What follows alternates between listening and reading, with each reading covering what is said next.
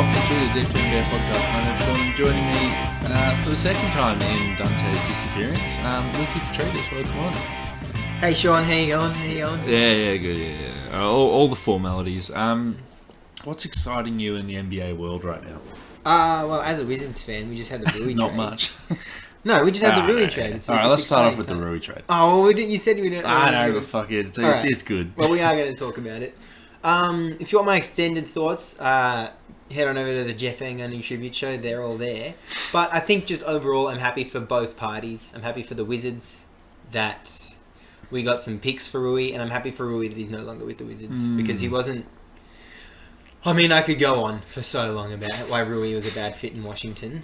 But I think just my main takeaway is that the relationship was over. And it was over pretty quickly into his career, but it was over. Remember what I said? It was about 2 years ago on this very podcast, or maybe a year ago. I said Dante was going on about Rui, and it's like, he shoots 38% from three, but it's on like 2 attempts a game, so it's like, how real is it? And he went on to say how he's just like a bad fit in the NBA. And I said, and something that you messaged the group chat the next day, said, oh, fuck, Sean, that was a really good take. Which I've always remembered. But it was like, if Rui just got drafted to OKC, and it was just, someone just said to him, all right, you're the number 2 option, number 1 option on some nights, just take 20, 30 shots a night. Like, he might put up 25 points a game. They might be efficient. They might not be efficient. And that just might be who he is. Like, it's not like Shai Gilgeous-Alexander, where he's there and he's an all-NBA level guard talent right there. But it's like Rui, if you give him everything and you base your whole entire offensive system around him, he might just be okay. But if you put him in a smaller role, which maybe it might have been too small in Washington, maybe it's still going to be too small in LA, he just doesn't look good because he's a dude who needs to dribble the air out of the ball a little bit. And funnily enough, so something I didn't mention when I made that take about a year ago, is that that's a little bit what Bradley Beal is like, where it's like you give him the keys to the system and he'll put up 30 points a game. Might not be too efficient, but he's got the keys to the system. So I thought that was a little bit of a funny reminder that as soon as the trade happens, it's like, oh, I'm talking to Lucas. I'm going to bring up that time he complimented me. So you're saying Rui's like a budget Beal? Yeah, but there's always like any ball dominant like go-to scorer. It's like there's always could they do a DeMar DeRozan where it's like all of a sudden they're just the guy. But yeah, do you need that in LA? I found that the LA hype train is just fucking ridiculous. Like, I found the headlines that came up after the Rui trade. As a Wizards fan, I will pull rank here. Everyone should listen to me. No one talked about Rui Hachimura until he got traded to LA. And then there's like, how is Rui enough to like be the difference in the playoffs of the Lakers? It's like, watch any of our games. You'll find the answer out yourself. Yeah. Also, I've never heard him referred to as 3-and-D, and all of a sudden I read like 3 articles that were like, they brought in a 3-and-D wing. Which one is he? He doesn't. Yeah, I can tell you it's neither. Like, well, again, it's like, oh, he's shooting 41% from 3. He'll be great next to LeBron. It's like, yeah, off the dribble, fucking 6 seconds in his hands, off the dribble threes, and he takes 2 a game. Yeah, I think it was 41.7% on threes on catch and shoot threes. Yeah, it's like, sure, that's fine, but surely everyone's shooting that. It was probably like wide open as well. But I think he will. I actually think he'll be good in LA. I think I like the prospect of him as their 5th or 6th best player, and this is like verbatim what I said on my podcast, which is actually on Spotify or wherever you're listening to this. It's good that Rui. I think Rui will thrive in a situation where he's the 6th best player, and the other 2 people in his height range are LeBron and AD. Because then he obviously the expectations just so off him in like just a purely basketball perspective, and 20 minutes a night helping those guys out. I think he'd be good for that. Yeah. I do hope he has a good career. I mean, also he's going to be better than JTA. Like, he's going to be the dude ahead of him in the rotation. Yeah, but I think just as like a half black person growing up in Japan, he had a really rough upbringing, and then he was also very open about having mental health issues when he was at Washington. So it was like, there's a great person in there, and I think a good basketball player. So hopefully, hopefully he gets to show everyone that he is a good basketball player. 2 things. First one, the age-old question: would you rather Rui or Taurean Prince? If I'm the Lakers, Taurean Prince. Yeah. Okay, cool. The age-old question. I mean, dating back 14 days. You can probably just flip a coin for me. Second point, I like, it's a little bit of a concession by Tommy Shepard there, where it's like, hey, you drafted this dude 8th or 9th or... Ninth, I think it's like, it was like 10th, 9th pick in a row. The Wizards pick, yeah. Yeah. So you've drafted this dude, he's supposed to be good, he didn't turn out to be as good as he was supposed to be, and instead of just, he was the GM who drafted him, instead of just taking him into free agency and being like, well, got to keep him because, I would just lose so much face if I don't just re-sign this dude who I said was going to be good. So instead of just taking him into free agency and then either just signing him to his qualifying offer or just like giving him a contract that no one would actually give him, you've just said, okay, well, let's just cut bait because it clearly hasn't worked after 4 years. Just get 3 seconds. I think it's like 2 seconds really, because one of them was like a little bit bullshit. Yeah. And it's like, cool, just get a little bit of value just so you don't give him like 2 years 20, because that would be even more gross than what he's done, like 4.5 now or whatever it is. Yeah, and then we haven't mentioned Kendrick Nunn. I mean, well, do we have to? For obvious reasons. But yeah, I think that that goes into that. We would have extended Rui, but with bringing Kendrick Nunn, that'll be an extra roster spot going. Yeah. Do you reckon Kendrick Nunn's gonna do anything? I don't know. Hopefully, and again, I said this on the Jeff Van. But I think Wizards' ideal situation is that he gets paid 10 figures next year, but not for Washington. If he can prove that in the last 30 games of the season, then I'm happy. Fuck, that's nice. Well worded. Yeah. Where can people find those first words now? It'll be link in bio. But the reason we're talking about a trade is there's nothing else to say, is there? No more. No, I just realised though, there's been an article posted to the deep2.com. Oh fuck yeah, go on. What was it? So there's been an article posted to the deep2.com. Decisions for the Dallas Wings. I go through what I think that 2023 should look like for the Dallas Wings, going all the way from free agency, which starts in 5 or so days, all the way through the end of the finals this season. WNBA finals, I think, are in September or October, potentially. Not sure exactly when. But I just kind of laid out what I think that they should do. Last year they were a pretty middling team, but they've slowly improved, slowly. But I think it's time for them to like make the step and like jump off the treadmill of mediocrity. And yeah, obviously, as someone who doesn't follow the NBA as closely as you, and I'm hoping to, WNBA, and I'm hoping to get into it next season. And obviously, what it costs a cooked breakfast to get in. Yeah. But Lucas writes for WNBA fans and NBA fans looking to like just sort of understand what's going on in the other league. So check it out. I checked it out. I enjoyed it, and I didn't know anything about the Dallas Wings, and now I do. There you go. I do go for the New York Liberty, and we've been busy in free agency, haven't we? Yeah, you guys got Jonquel Jones, who's the MVP in 2021. She'll be great next to Sabrina Ionescu. She's a center who...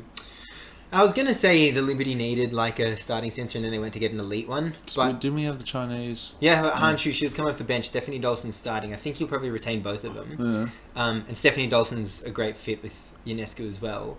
But I think that the Liberty actually, like, looking at them as a contender, which they might not be this season unless they add another, like, elite player. Maybe not elite, but, like, borderline all-star. I was thinking that they did need to make a roster improvement, but it could have actually come on the wing or inside. But Jonquel Jones is, like, an elite scorer. Yeah. I would say if I could give her an NBA comp, her... Jonas Valanciunas who can defend. No, I want to say KD when she's on. Wow. But she, like, you'll see the way she even releases the ball, her free throw routine, like, very similar to KD. But unlike KD, she does get played out of games, and she kind of plays herself out of games. So she's like Porzingis in that sense. She's Porzingis on a bad day, KD on a good day. Porzingis with a jump shot. All right, well, back to the NBA. The trade deadline is 12 days away, February 9th. Yeah, whatever. Roundabouts. Trade deadline is super close, so obviously we're recording a podcast within a fortnight of the deadline. The news hasn't been that incredible, so instead of talking about the news and trying to discuss what's going to happen with Russell Westbrook for Zach LaVine, which I think is bullshit and haven't written down in the news section for a reason, we are each going to bring 3 trades to the table. Now, we don't know each other's 3 trades. You made the decision to keep it a secret, which I hope is a good idea, because I think it is. And we're just gonna we'll go tit for tat, reading out a fake trade that we've put through. I think that's quite self-explanatory. Should Yeah. we get on the way? Do you want to start or go second? I'd like to start because my first one is not exactly a trade I want to see, but I just want to put it out there. Right. Jamal Murray for Karl Anthony Towns. That's pretty cool. That's pretty cool. I mean, I just thought of the Timberwolves, and that's pretty cool for the Timberwolves. Denver say no. Obviously, if you are just saying this hypothetically, Denver obviously say no. But like, do you actually think Cat could play next to Jokic? That would make him- but would that be better than next to Gobert, as we've seen so far? Yeah, I think so. I think you could run some huge lineups in Denver. Aaron Gordon at the 3. Yeah, I think because if Cat and Jokic are both spacing the floor out, then I think you can get away with that. And I think AG can keep up with wings. You would know better than me, you know. Yeah. But I would see Cat kind of filling Michael Porter Jr.'s role a bit more than I would see him. Like Jokic. Just like, but also like Gobert just came into Minnesota. He didn't really like feel part of what their system was. I see Cat filling into a role that's kind of already there. And I don't know. I feel as though Cat might be a better defender than Michael Porter Jr.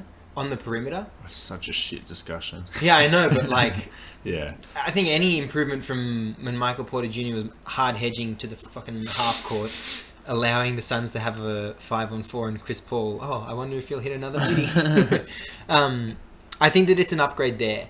But it was more just like I wanted to float it out there because this obviously fucking solves Minnesota's issue. Yeah.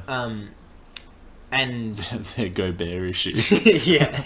But I think, I was like, oh, surely they want to bring in a wing. And I was like, I don't know, man. I think they just want to bring in anything that's not a center that's getting paid 30 plus mil. Yeah. All right.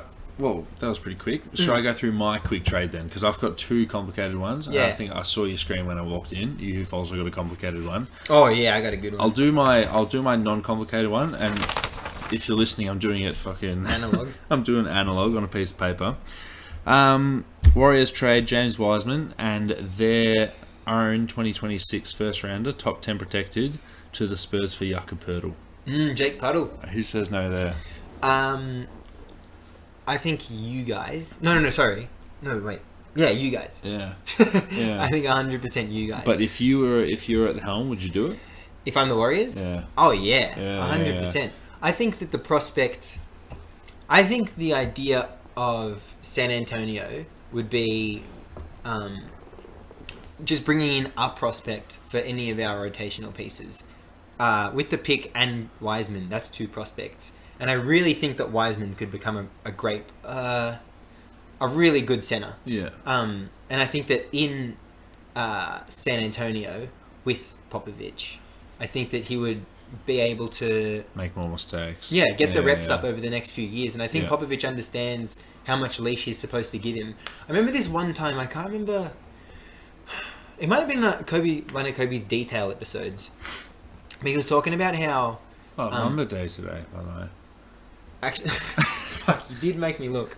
Oh, no, it is. Yeah. May he rest. I thought it was August the 24th. That is Mamba Day. Oh, that's actually Mamba Day. Yeah, this is the day he died. Yeah, may he rest.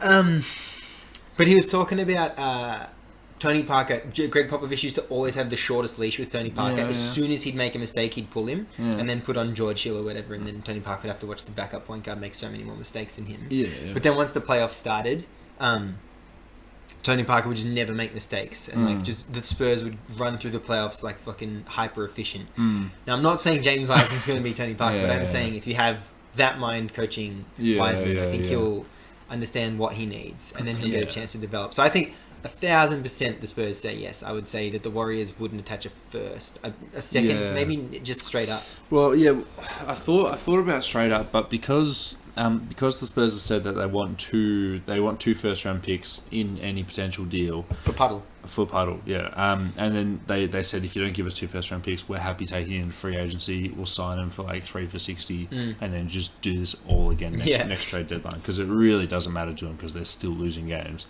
Yeah. So that's why I've attached, assuming James Wiseman has first round value, which might be a big assumption.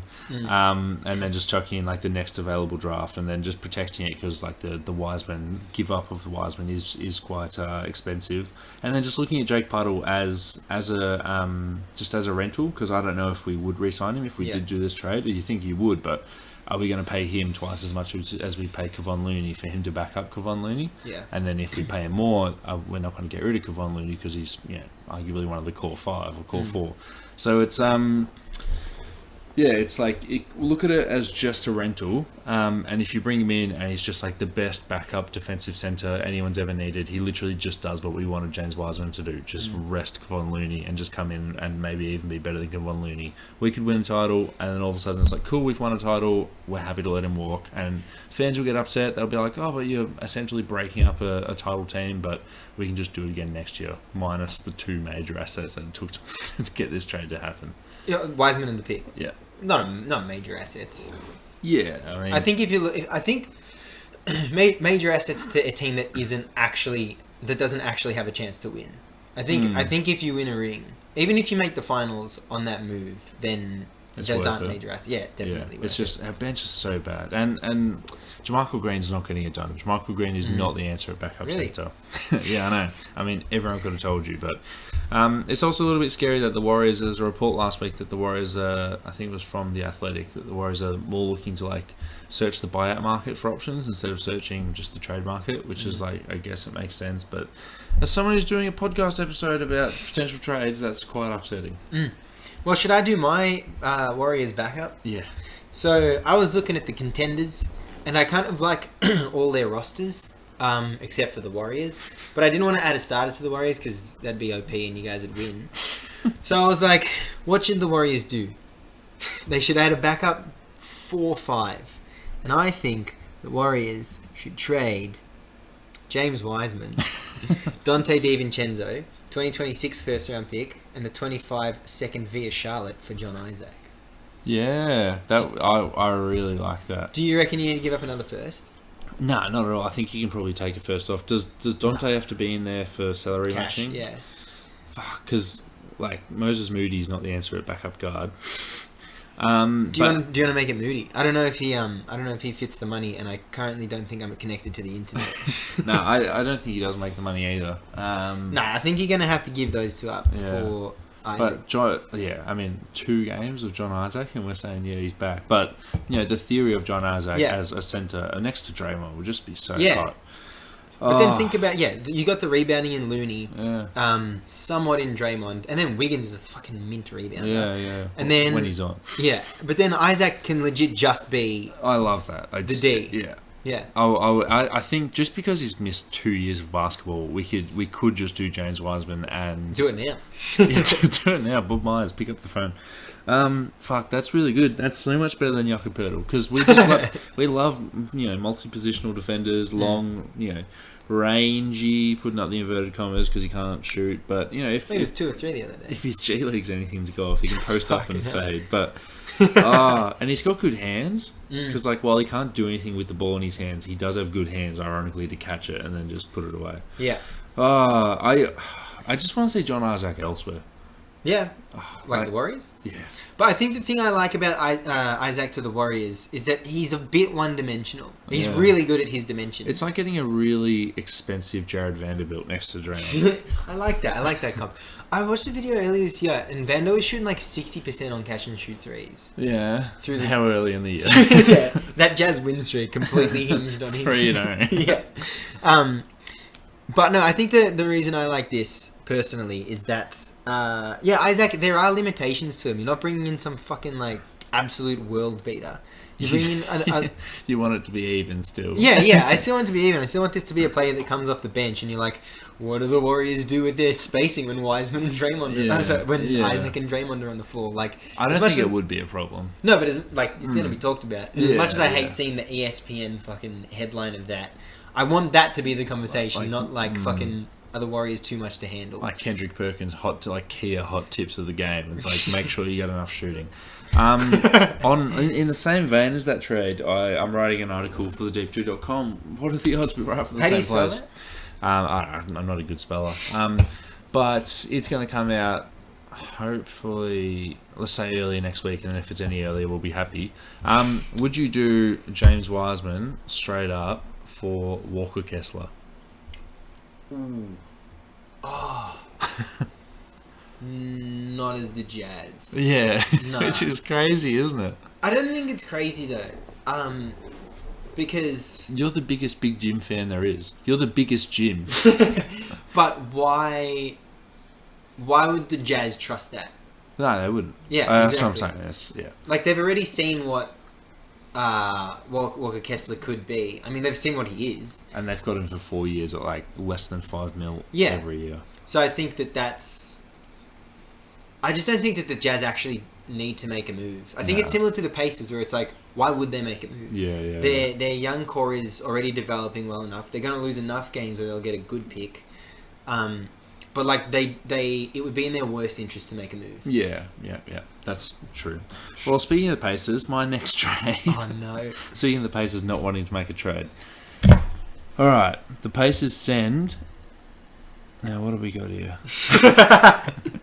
The Pacers send Buddy Hield to Los Angeles, the Lakers variant. The Lakers send Russell Westbrook, 27 and 29 picks to the Spurs. And then the Pacers send Doug McDermott, Josh Richardson, and that Chicago 2025 first to Indiana. I'll put it in front of you because we're going analog here. Okay. But so the Lakers give up those 2 picks and dump you. Westbrook to just bring but in that's a Buddy. second rounder. Oh, is that the first round to the Spurs? Oh no, I just clicked the wrong button. Oh, you didn't the that's okay, bro. That's meant to be the first round pick. So that's fine. Okay. Westbrook and those 2 first round picks to the Spurs, and the Lakers bring in Buddy Hield, and Pacers just get Doug McDermott, Josh Richardson, role players essentially, and they do get that. It's a top 10 protected Chicago 2025 pick. Yeah.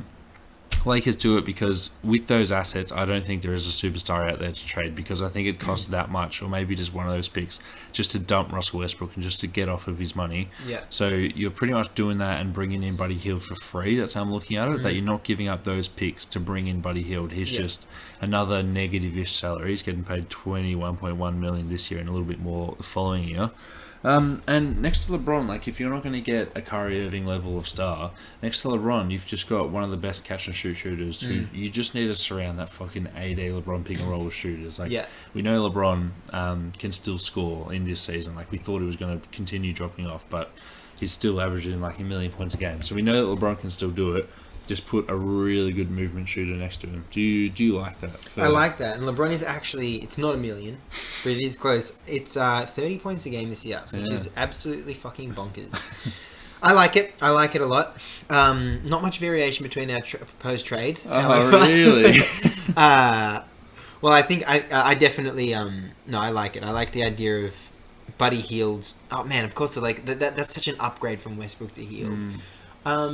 I think, again, why would the Pacers do this? Are they getting 1 first or 2? They're getting 1. Okay, they're getting 1 first. Okay, I get that.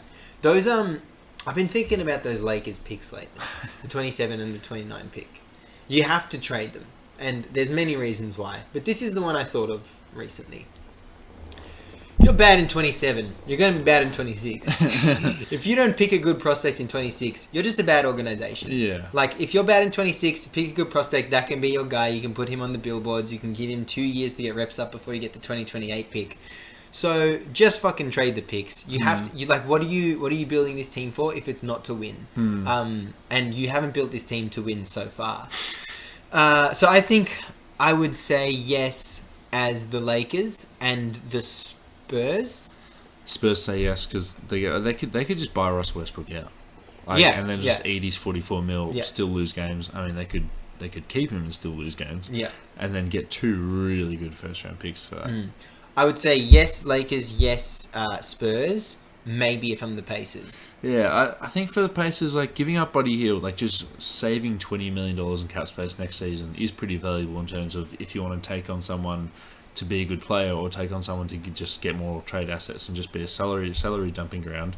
But they still get Doug McDermott, and they've still got Josh Richardson. Like, Josh Richardson, again, might be a buyer candidate. Only got 1 year left. But just get Doug McDermott, a dude who will just shoot 40% from three. Josh Richardson. If they seriously want to make the 6th seed, you just get Spurs. No, the Pacers. You get real players in there. Yeah. I think the price I set for both Turner and Hield was 1.5 firsts. Yeah. Do you reckon a first and a second is 1.5 firsts? No, it's got to be a good second. It's got to be like a Charlotte second. What if it's like 1 first and 2 seconds? No, I don't think 3 seconds. I don't think seconds, because maybe people. Neither do I. People just buy seconds for $5 million on draft night.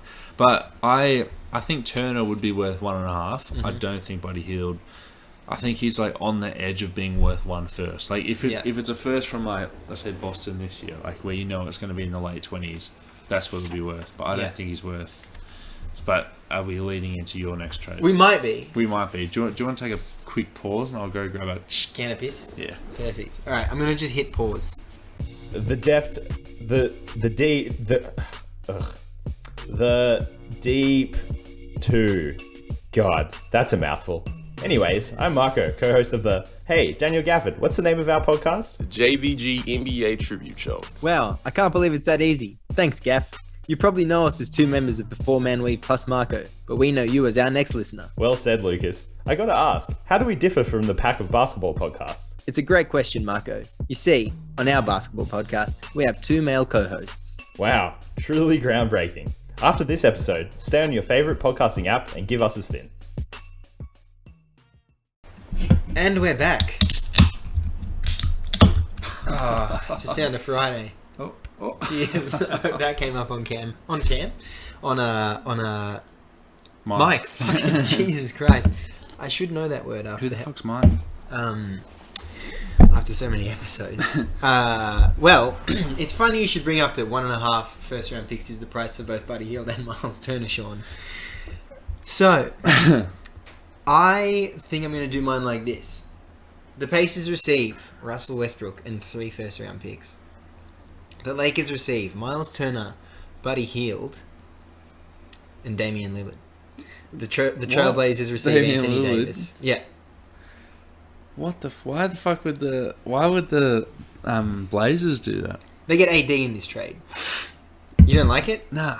You don't like it for the Blazers? Nah, not at all. Because I thought I was going to have to defend the Cause, Lakers here. Because we know what AD is the best player looks like. Like, yeah. You're just the New Orleans Pelicans over and over again. Like, you're just going to keep being the 8th seed. Yeah. And, you know, if you're going to give up Dame, it's going to be for more than AD. It's going to be for, like, you know, a James Harden level haul where it's like Simmons and 3 first round picks or whatever it was.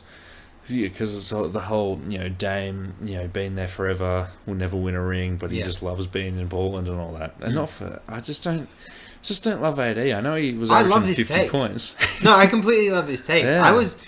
I think I might be an AD hater. So I was like worried that I wasn't valuing AD highly enough. Yeah. But we've got a freaking basketball podcast. We must be experts. So I just want to do what every team's paying. Every team, Blazers are paying Lillard and a first for AD. Because I was wondering where you were going to get that 3rd first from. Yeah. Pacers are paying Turner and Hield for Westbrook 3 firsts. Lakers are paying 2 firsts, AD and Westbrook, for Lillard, Turner, and Hield. I think also Indiana just don't want to bring in Westbrook. Like, are you saying they buy him out? They're getting 3 firsts in this deal. Yeah. For the price of Turner and Hield. Yeah. A first for Turner, a first for Hield, a first for the Westbrook Taking contract. him on, yeah. But it's only this year, isn't it, for Westbrook? Yeah, but like buy him out just so like Tyrese Halliburton just doesn't learn fucking bad habits. That's fine, yeah. I'm with that. So I think the Lakers quite clearly get considerably better with this trade. And the Pacers, as we've gone through, get the assets.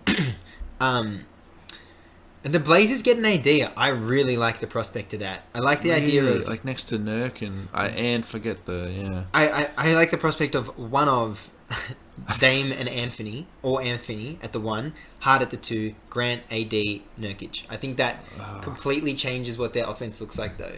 Because you got in a bad way. You reckon? Yeah. But I think there's like 40 shots coming up from Anth and Dame, and they're not really I mean, I guess it's a lot for the D to handle, but it's like it's one thing for the D to prepare for. Yeah. And I just think that AD in the mid post adds another element to it. I think that AD in the mid post doesn't help the Lakers, but it does help the Pacers. But I'm so glad that this is what you disagree with. Yeah. I mean, also, just I don't like any trade where the Pacers get Russell Westbrook, but like sometimes that's just going to happen in fake trades because it's just one of the teams that can send enough money back. Okay. So who are you saying says yes, who are you saying says no? Well, the Lakers says yes, but everyone else says no. The Pacers get 3 firsts, man. I know, but for... Yeah, I know, and those guys aren't worth 3 firsts. I mean, maybe they will go for 3 firsts just because, like, trademark it, but I don't think, But Turner's out at the end of the season. I think they're getting, like, exceptional value, but I don't think the I think the Pacers say yes, the Lakers say yes, the Trailblazers say no.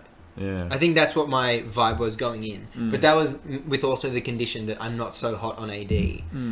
Whereas I think a lot of people would be like, AD is still this crazy fucking... I know, but I don't... Are they just Lakers fans? Nah. I think it extends beyond Lakers. But he just had such a good, like, week or fortnight where he was an MVP level player and, like, he's locked in an all-star like, trip just for that. Yeah. But it's like, I'm sick of it. Because you see it every year where it's like he has a really nice stretch. Yes, this stretch he did average 50 points or whatever. And it's like, wow, that's so incredible. And what, they were like 2-1, sick. But he does it every year. And then we know what a team based around him looks like. It's not that good. And What do you think? Is there a way to get the Blazers to say yes to this? I don't know.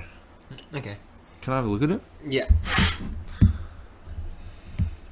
So Sean's just currently taking a look at my laptop screen. Yeah, just for our audio. For anyone that's not watching. I don't know. Like, I guess you just can't really give up Dame because, like, what's your offense look like with Ant as your best perimeter player?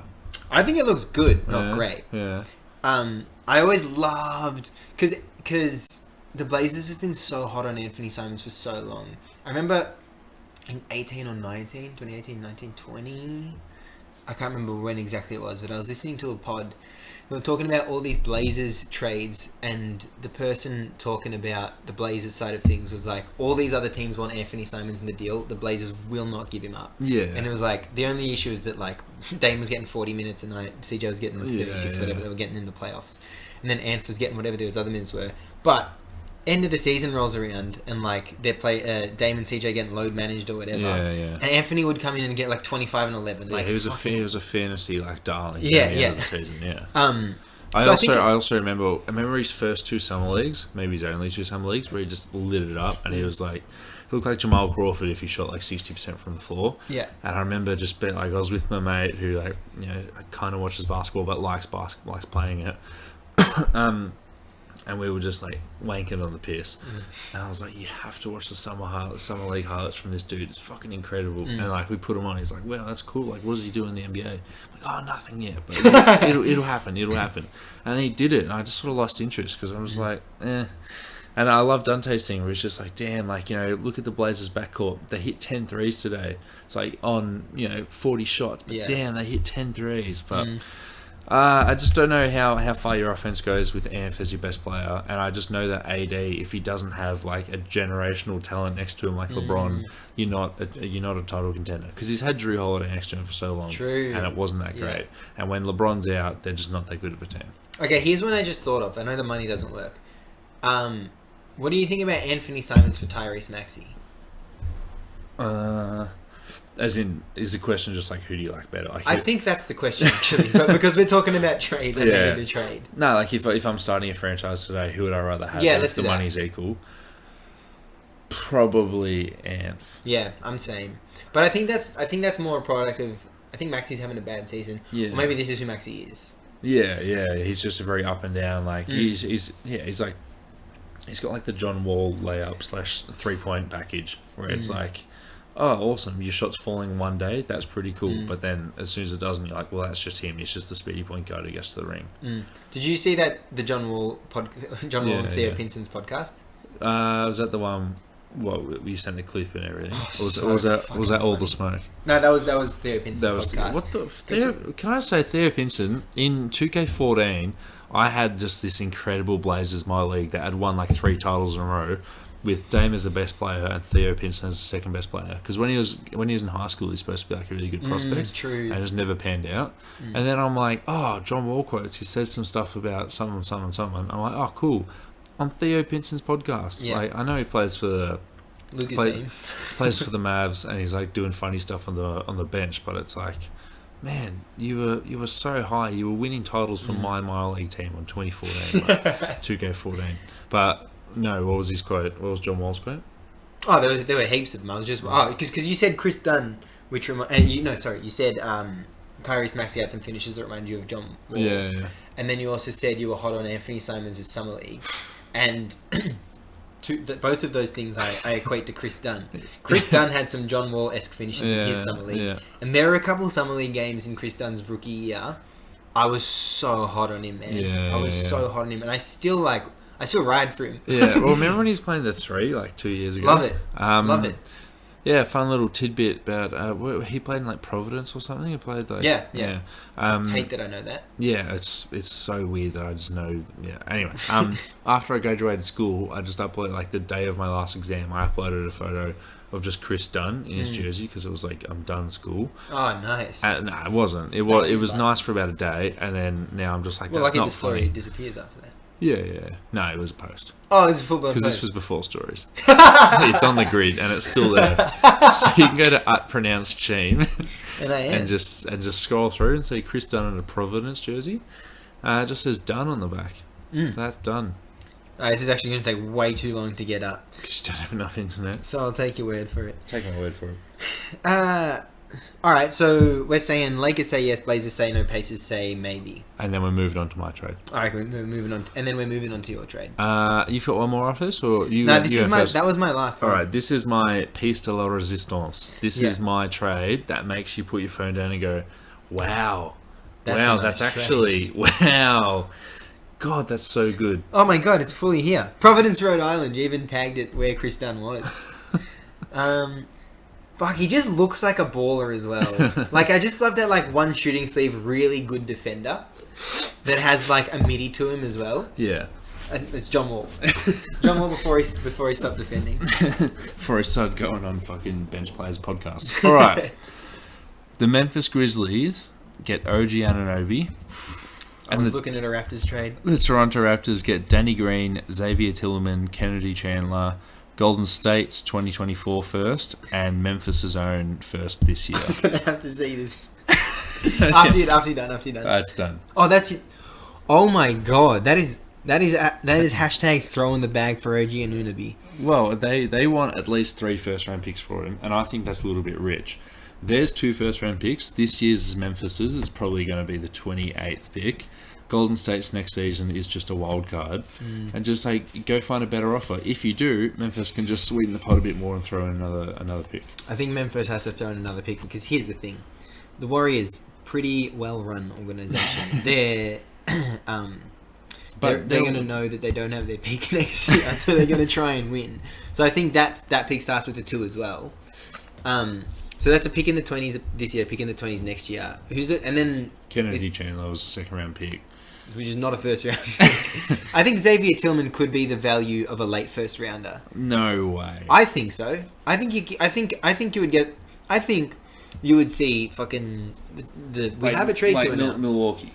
Yeah, 100%. If they can't get Jay Crowder, they'll get Professor X. But just on draft night, pick 28, Xavier Tillman's out there. Why would they not do that? What the fuck are the Bucks going to do with pick 28? Draft Marjon Beauchamp.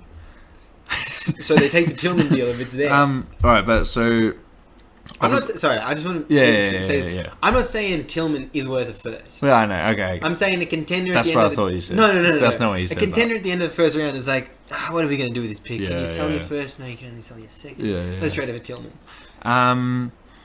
So the Memphis Grizzlies do this because they just bring in a forward who's going to defend for all of Jar's prime. So you've got the lineup of Jar, Desmond Bain, OG Anunoby, Triple J, and then just centre. And then they've still got all of their future first. Even if they give up 3 picks here, they've still got their whole future just to figure out who that 4-5 is next to Triple J for the next 10 years. Like, do you go out and get an Aaron Gordon, or do you go out and get just a younger Steven Adams to be that centre? And well, you just figure out what your closing lineup is, because you've still got the ammo. This isn't emptying your whole war chest of picks. And my favourite part about this trade is it means that they don't have to re-sign Dylan Brooks. And Dylan Brooks doesn't rock up Fucking on hell, free agency man. day one and be like, you've got $20 million in cap space. I would like that. Because instead they turn around and go, no, we've got the best perimeter defender in the whole entire league. Maybe take a little bit less, and if not, go away. Because Memphis would be so good if they didn't have Dylan Brooks on the roster. Yeah, not even because I hate him. He's also shit. I hate him as well, and he's also shit. Have you seen his field goal percentage? No, what does it start with? Don't actually look Oh, it up. God. It's like just 4. May he rest. Yeah, but like I'm not talking 3-point percentage. I'm talking field goal percentage. And his shot selection is genuinely, what does the other team want me to shoot? That's exactly what he shoots. There was so many times in your playoff series last season against them. We were so happy to let him shoot. He shot like 21 shots one game. It was fucking awful. Every single one of them was awful as well. Also, he is like, I reckon he's the captain of the just because they're an annoying defender doesn't make them a good defending team. I think he's even worse than Pat Bev. I think the gulf between how good he actually is defensively and how good he looks defensively is enormous. I remember listening to the first time Zach Lowe said, "Oh, and he's a good defender." It's like, how the fuck's he a good defender? Why? He gambles every possession. Like, his head's right down and he's clapping, and it's like, okay, because he gambles every possession, he does get a couple of steals, and that looks awesome because he gets a steal, 2 points, and then he just sort of mean mugs the guard, and it's like, okay, cool, you got a steal, but that's not defense. Like, and it's just like. He lost Klay Thompson on that game, the game-winning shot that obviously led to another shot, and then Jordan Poole getting the game winner. Yeah. But like he just loses dudes. Yeah. He's not that strong in my eyes, and you just love seeing him shoot. Like, Oh, you actually love it. As the other team, you fucking love it. obviously, I'm a little bit cut as well because Golden State just beat Memphis, so he's fresh in my head. But just everyone around him is just so much better. I'd much rather just Desmond Bain take a shot. Yeah. Obviously, if it's not going to be a Ja Morant shot. Triple J, like, it looks a little bit awkward and off balance, but he still takes it. He's a good 3-point shooter. I would just rather play Zion Williams just because he's a much taller, longer dude. And then, just OG Anunoby would be such a perfect fit because he doesn't demand the ball, and he can just come in and they can keep everything as it is, but it would just be a little bit better. I believe OG can slip down to the 4 a little bit and play the 4 in a pinch if the matchup dictates it, and if he can. And then Jaren Jackson at the 5 with OG at the 4. This would be the best trade. I like it. Is there potential for like a Brooks for Anunoby? Probably. I can't remember what Dylan Brooks is getting paid. Is it around about 12? Neither of us have internet right now. I haven't looked for like a week. You could sub out Denny Green for Dylan Brooks. Yeah. But damn, it just sucks we don't have internet right here. But but then would the Raptors want to do that? Because if I'm Toronto, I'm not doing that. No way. I'm not taking anything that's not just like filler. Yeah, or picks. because Danny Green expires a year from now. Xavier Tillman 1.7 this year. I think 1.8 next year. Kennedy Jr. second round pick for 4 years. So it's like you are just clearing money. It's 12. It's 12 for Dylan Brooks. Fuck, I'm so good. Oh Jesus. Went to Oregon. Another one of those things, you just know what uni they went to. Okay, so with this trade here, I like the attachment of like it guarantees Dylan Brooks isn't returning to the Grizzlies. I also really like the element of OG Anunoby. I couldn't imagine him being cocky, and I think that it would be really nice for that personality to just cut through this Memphis team. Fucking fuck them kids team. Yeah, but like I actually like when all the other guys are cocky, namely Ja. Yeah. Because he's a superstar. Yeah, but like when Dylan Brooks is cocky, it's like, yeah, bro, it's because you got your big brother in your team. Yeah. But I like the prospect of. I actually really like the prospect of OG Anunoby on this team. Was it 2 firsts as well? 2 firsts, yeah. Yeah. Also, just all-time shoulders team. You've got Desmond Bain, OG Anunoby, and Steven Adams. I remember one time I can't believe I remember this. But Steven Adams doesn't lift weights during the season. Yeah. He does Pilates. Yeah. Fucking wild. How do you stay that big? Yeah. Also, I don't know if I've ever told you, I got a mate who played against Jaren Jackson Jr. when he was in prep school. And he said the play that made him stop playing basketball was someone threw a lob to Triple J and he'd just finish it over him. And he was like, that's win on you, man. I had to stop playing basketball. He's also a New Zealander. Wait. Not just Steven Adams. Wait, what? Wait, for Jaren Jackson or Steven Adams? Steven Adams. Yeah, right. You said My Jaren mate's Jackson. New I'm like, Zealander. why is he in prep? No, my mate's New Zealander. Anyhow. Name drop. Well, should we move on from that and just go talk about the news of the week? Read out by Real Lukas P. Yeah, so Real Lukas P reading out the news of the week this week. Where do we want to start here? We have... Well, I heard from your co-host who I spoke to last week on the Deep to NBA podcast Which you can find on whatever it is. that you love just shaking up the order. So I said to Marco, oh, when do you want to do this? In order? And he's like, oh, thank God. Lucas doesn't do it in order. I just like whatever the flow is, man. So where's the flow right now? I don't know. Also, Be Real went off. Oh, Be Real went off. Man, that's the cringest thing I've done on a pod. Well, I didn't know that you put this in order because you put the All-Star... there's no order game. Okay. Do the All-Star So it was starters. just to insult me. So Yeah. we'll start with the All-Star starters here. The All-Star starters were announced today in Australian time. We'll start with the East. Or should I run through all of them? We'll start with the East. All of them. Nah, Stop dude. taking selfies. Do all of them. Alright, so we have Giannis Antetokounmpo, who plays for the Milwaukee Bucks. Kevin Durant, Jason Tatum, Donovan Mitchell in the East. In the West, we have LeBron James, Nikola Jokic, Zion Williamson, Stephen Curry, and Luka Doncic in the West. Sean, take it away. So the only thing I thought about these, there is the East front court discussion where it's like someone was going to miss out, one of the three dudes, but Zion Williamson for All-Star in the West, and I think he's just like. Is he just competing with Domantas Sabonis? I swear there was someone else who I'm missing, but it just seems a bit premature and too small a sample size. I think Zion should be an All-Star, and starter obviously doesn't matter at the end of the day because you just look at how many times they've played the game. But it doesn't seem like he has played exceptionally and he does deserve to be an All-Star. But is there not someone else who should be taking his spot? Man, LeBron doesn't fucking deserve to be an All-Star. Well, it's a popularity contest. Yeah, I isn't it? understand that. No, though, for Zion. Yeah, so who's nipping on his heels? No one. Like Sabonis, that's No, it. Laurie. Yeah, okay. Not okay. Sabonis. Okay, man. okay. Sabonis is averaging 18 points, I'm pretty sure. Yeah, And like a but- 9 to 11 Yeah. to 12 rebound rate. Yeah. I don't care too much for that. But they're the 3 seed. And the Pels are the 4 seed. But here's the thing. Oh, but then fucking go positionless and add De'Aaron Fox. No, if it's a king, it's Sabonis over Fox. Why? Because he's a better player right now. You reckon? Yeah, he's the hub of their offense. Like, they literally... They bring the ball down and then Sabonis grabs it from the elbow and just makes things happen. Yeah, okay. Well, that's cool. My only take for the All-Stars this year, because we don't know the teams yet, I'm just going to go about East and West last year. Eastern Conference starters last year. Trae Young, DeMar DeRozan, Joel Embiid, Kevin Durant, Giannis Antetokounmpo. This year, fucking roasts them. Last year's Western Conference All-Stars. Curry, Morant, Jokic, LeBron, Wiggins. This year, fucking roasts them. Yeah. And I think... Fuck, Wiggins hasn't aged well at all. I think that it's just a reflection of like how healthy most players have been this year, and how good the league is this year. That like the best players, it's pretty much the best players in each conference this year. There's no like I don't feel too like Zion was the only question, but it's like when he plays, he's a fucking Yeah, there's no one having like it's like DeMar DeRozan's last season. Where Yeah. It's like, oh, he's having a renaissance. Yeah. But there's 20 players better than him. Yeah. And another thing I like, 3 players who are averaging 30 points have yet to be picked. That's fucking... When was the last time that happened? Yeah. So I just think that it just made me reflect on how good the season's been so far.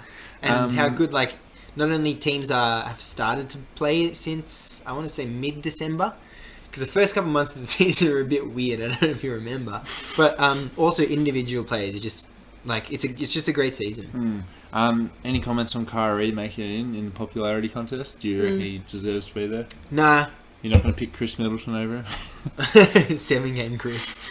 No, who would be the player you pick over him? Me and Marco went through this a couple of weeks ago. And there's no one. No, who was it? Zach LaVine, no. Oh, Donovan Mitchell. I picked Jaylen Brown. Yeah, okay. Yeah. I mean, 1 seed or whatever. One seed. He's also averaging 28. Donovan Mitchell's also a starter, isn't he? Donovan Mitchell's a starter. Mitchell starts. I think Kyrie goes out for Brown. That's what I had. That's what I'd voted for. Brown's down to 27 points. Oh, you got to vote this year. Yeah. Or you could go Halliburton.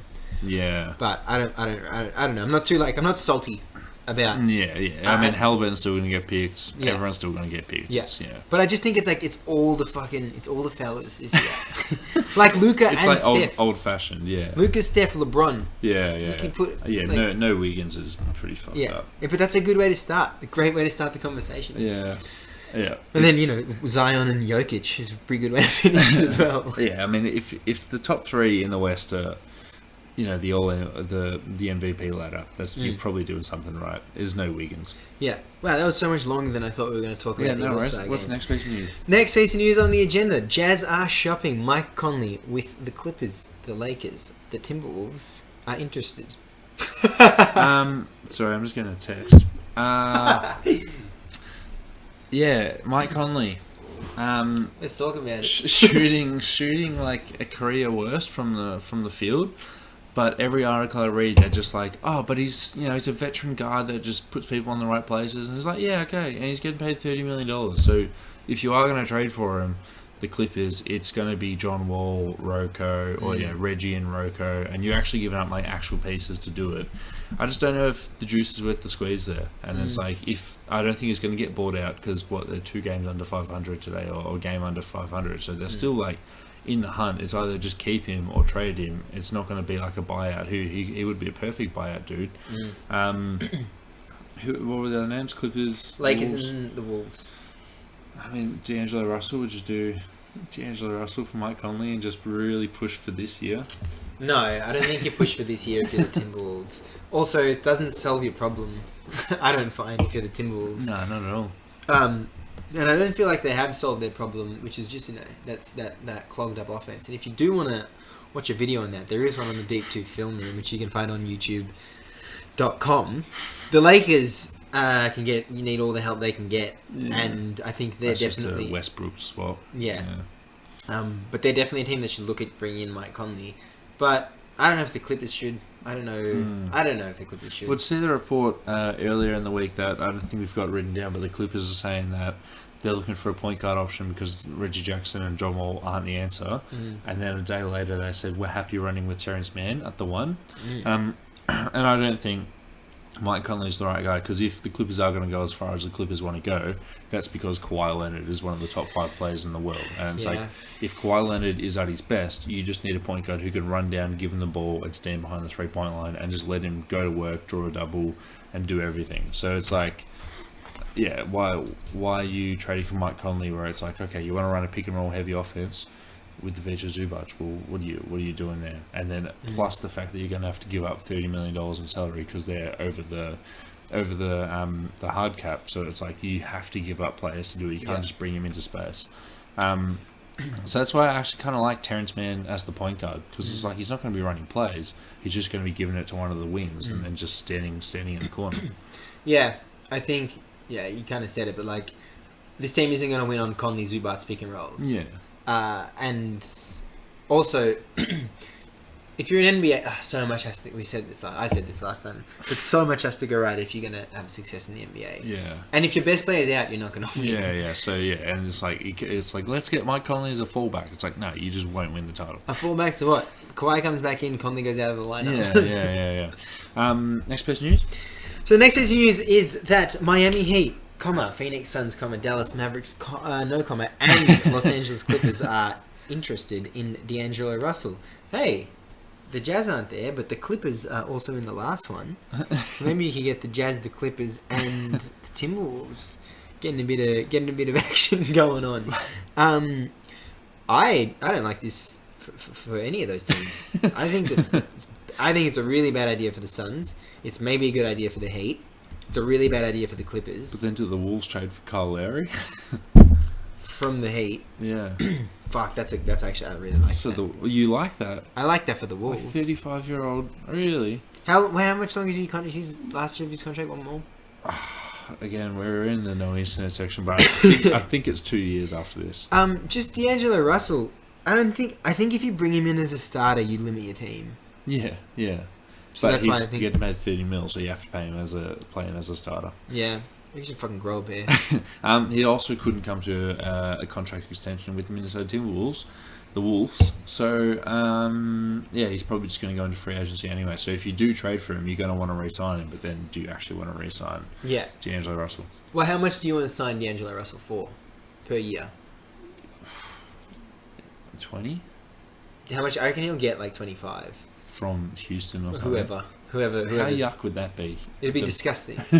I would like him on 18, even with the cap going up. Still 18. Because he's not a top 15 point guard in the league. Oh, that's so true. It's so true. Do you reckon? Oh, actually, he might be 15. Well, so you've got 3 All NBA, right? Let's say there's 5 point guards on that All NBA list, and then you got to get 10 more, and then 10 more are like LaMelo Ball, De'Aaron Fox. He's not on their level. Darius Garland's not going to make an All NBA team. What's the level below them? Is All-star. it D'Angelo? I don't think it's D'Angelo. Below them? Nah.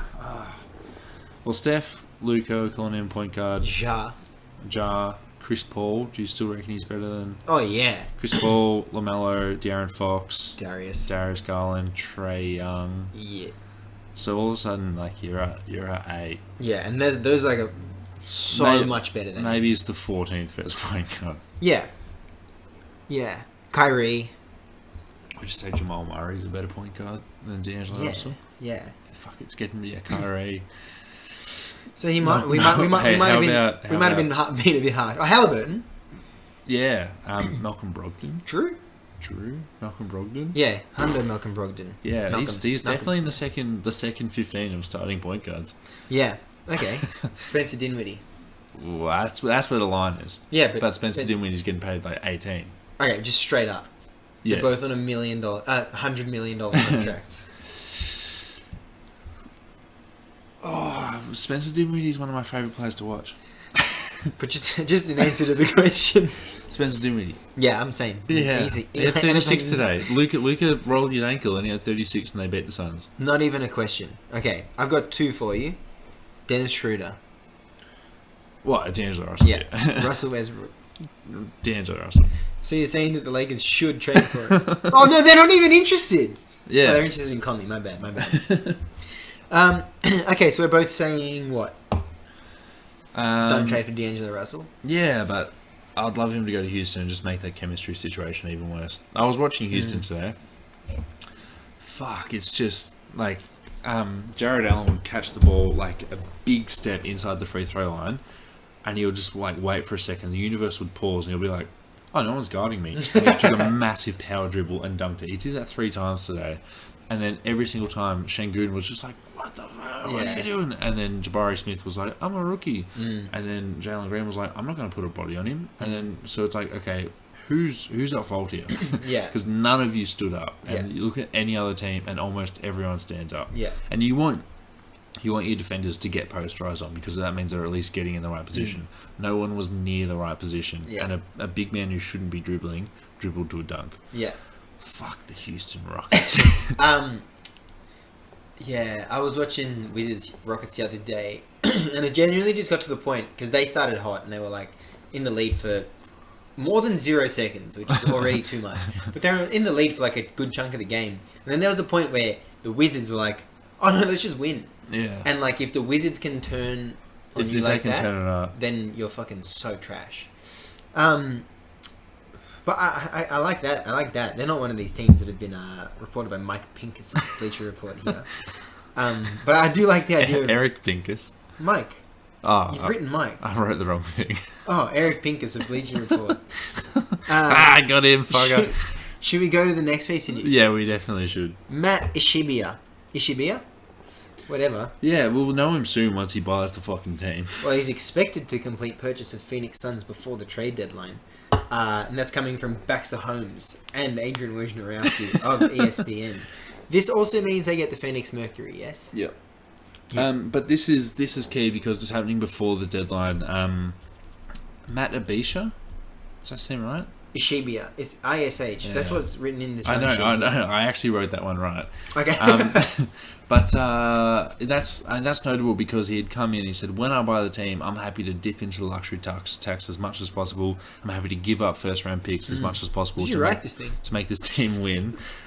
So the fact that's happening before the deadline gives James Jones just the run to do whatever the hell he wants. Yeah. And if you're coming into a team, let's say you're a multi-billionaire who's just like, I'm going to buy basketball teams, and you buy a team, and you don't know anything about sport, and you're like, hey, James Jones, tell me what's happening with the team. And he goes, well, we've got this kid called Devin.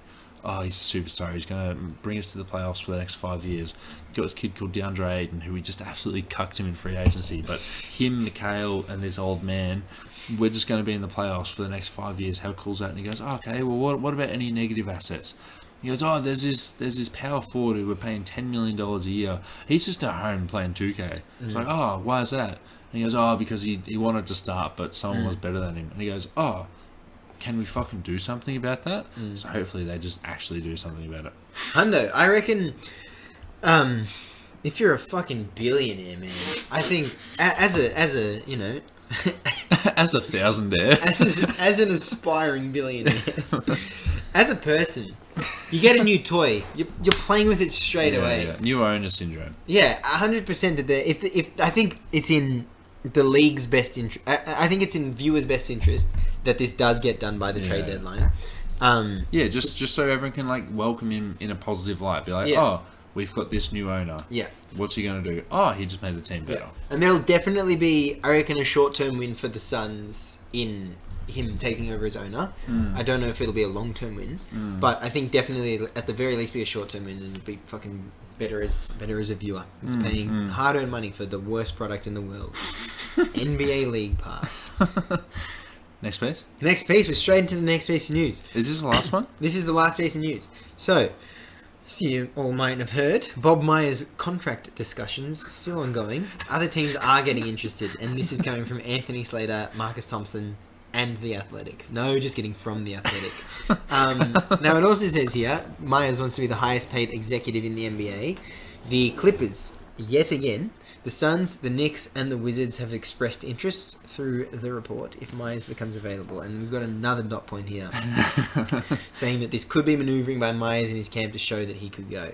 Now, Sean, I'll let you take this one as the resident Wizards fan. Warriors fan.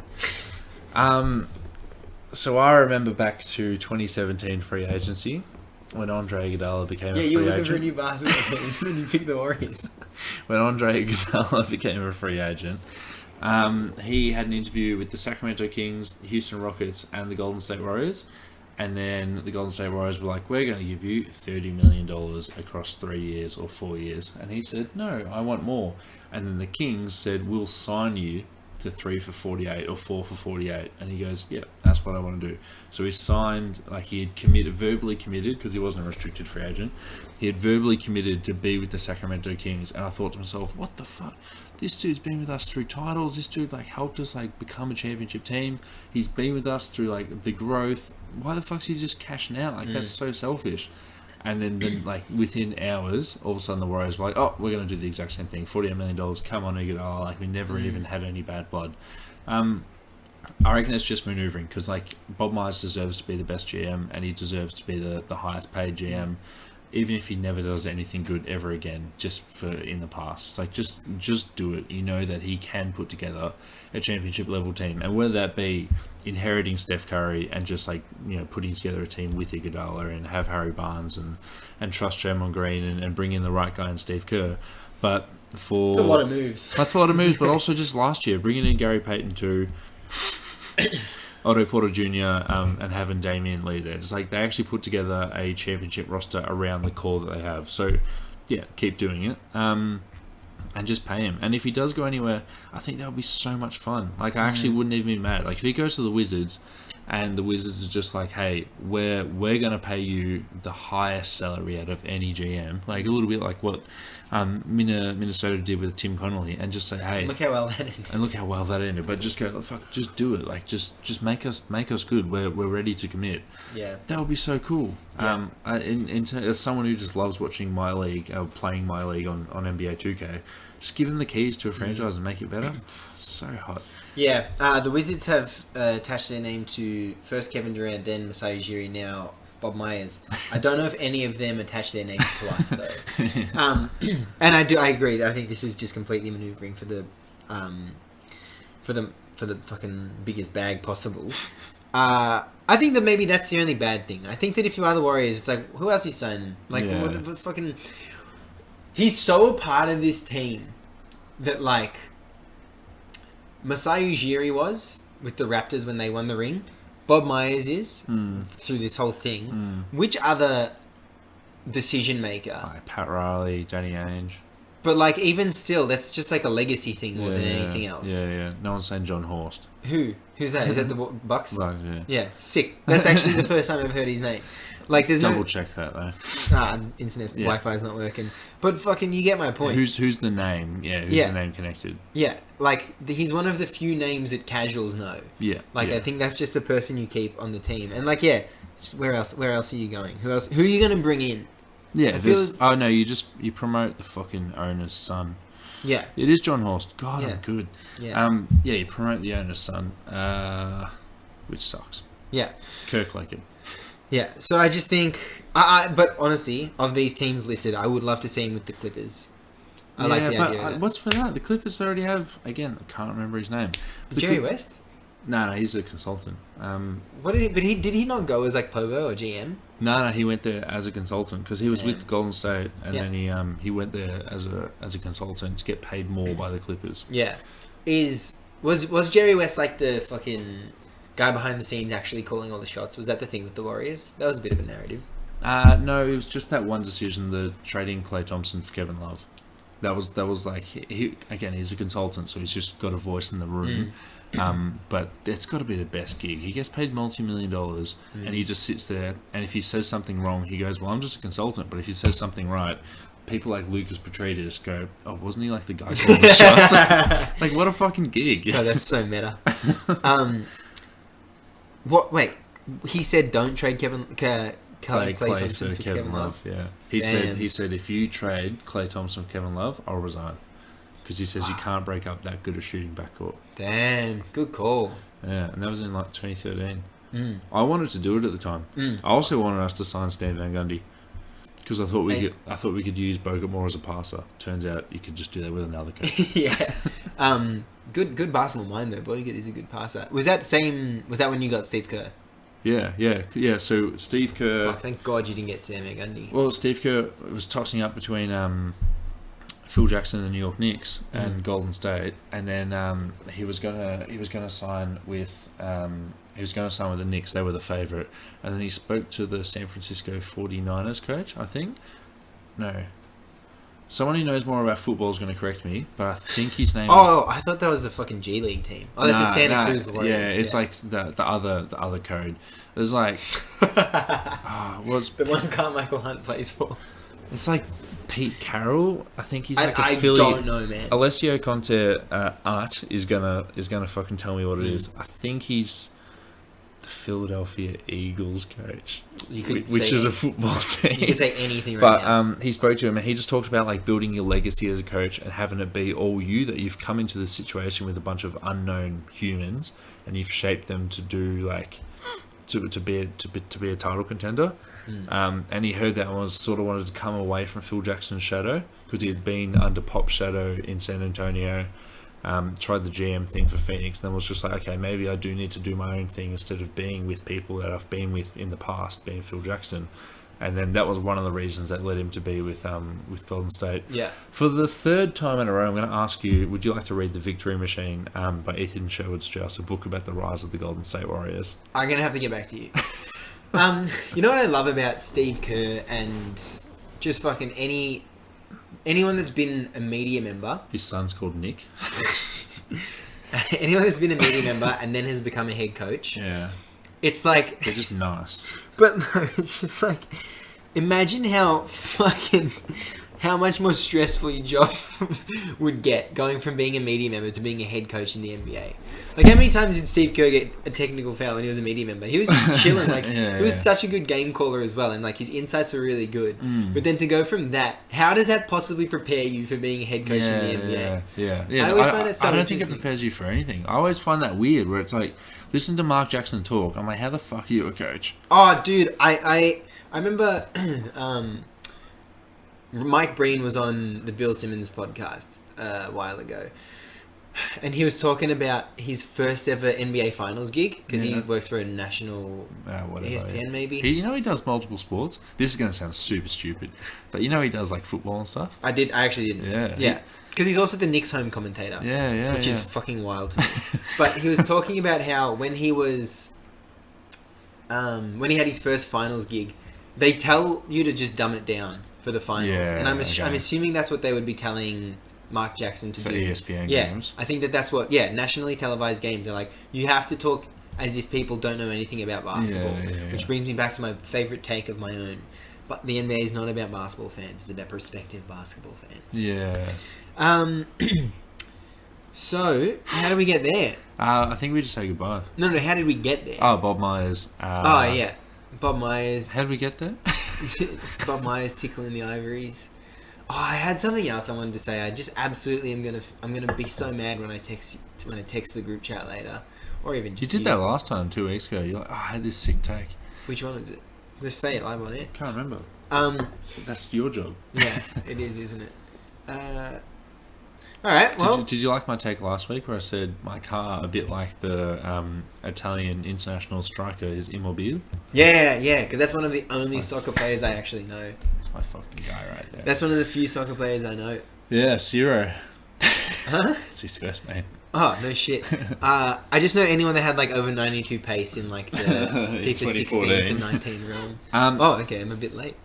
Yeah, no, you are. Should we wrap up? My back hurts. Yeah, no worries. I should have given you the nice seat. Thanks so much for coming on the Deep to NBA podcast. Thanks so much for having me. It's been an absolute pleasure. Speak to you soon. Yeah, speak to you soon.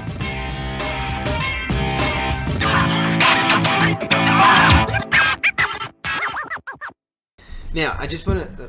I think the episode will be done by now, but in case you keep it in the edit, this is where we stopped the first time. Oh, cool. So I don't know if that's going to cook it. We were over the moon when we first heard that the NBA was going to be televised on Australian free-to-air TV in the 2019-20 season.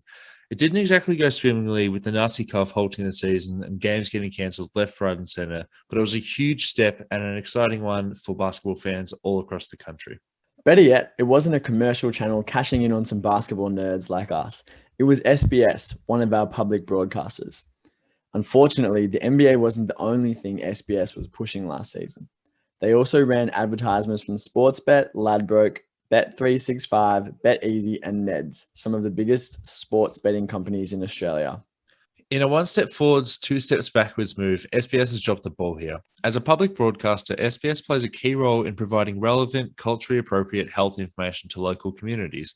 The last thing SBS should be doing is offering a platform for gambling companies during the most financially unstable time in recent memory.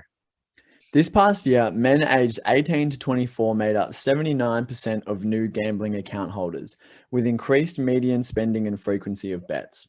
This is the last thing we should be spending our money on given the financial uncertainty that comes with the pandemic. During COVID lockdowns, wagering companies spent more money on advertising and incentives to gamble, and it worked. SBS needs to hear from viewers that gambling ad revenue isn't worth the harm it causes. Call on the SBS chair, George Savidis, to put community health ahead of gambling revenue by signing the petition at www.endgamblingads.org.au/get gambling off SBS with hyphens in between.